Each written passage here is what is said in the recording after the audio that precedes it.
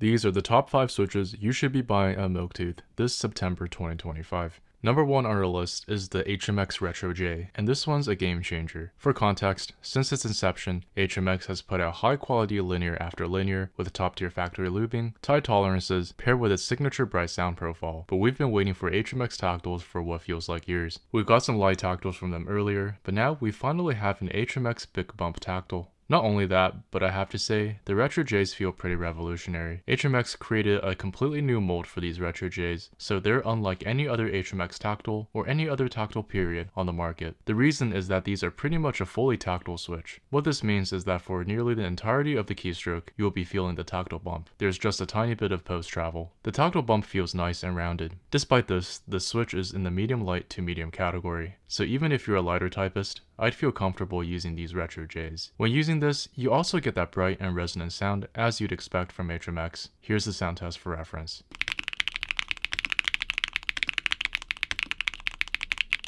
Next up, we have the Bordeaux and Peach Mellow tactiles from Bison. Although these are essentially twins, except for their housing materials, they sound completely different. The Bordeaux, which features nylon, is the brighter of the two, while the full Peach Mellows, which feature lye, are much deeper. In fact, these Peach Mellows are some of the deepest tactiles I've used. This pair shows how much housing material affects a switch's sound profile. Both the Bordeaux and Peach Mellow's capital P-shaped tactile bumps are slick, thanks to thorough factory looping with no sluggishness at all. The factory loop includes thin trails on the leaf, which reduces tactility to more of a medium strength bump. Here is how they sound.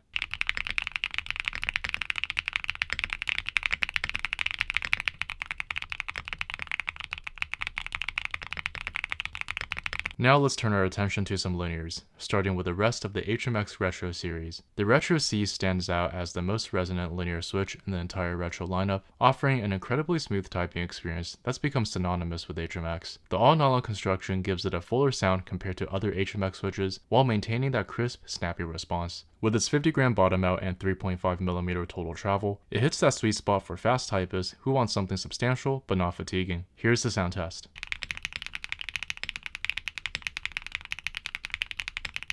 The Retro R is another standout from HMX's Retro series. While similar to the Retro C in many ways, the Retro R leans even more into that bright, clacky sound signature that HMX fans love. With the same 45-gram actuation and 50-gram bottom out force, plus that familiar 3.5mm travel distance, the typing feel is consistent with other HMX offerings. Here's how it sounds.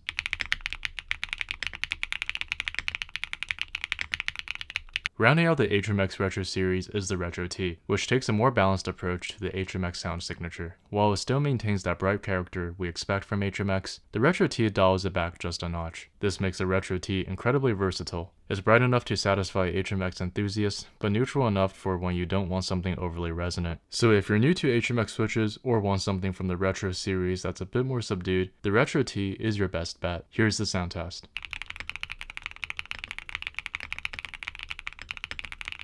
Now, here are back-to-back sound tests of all the switches we talked about today.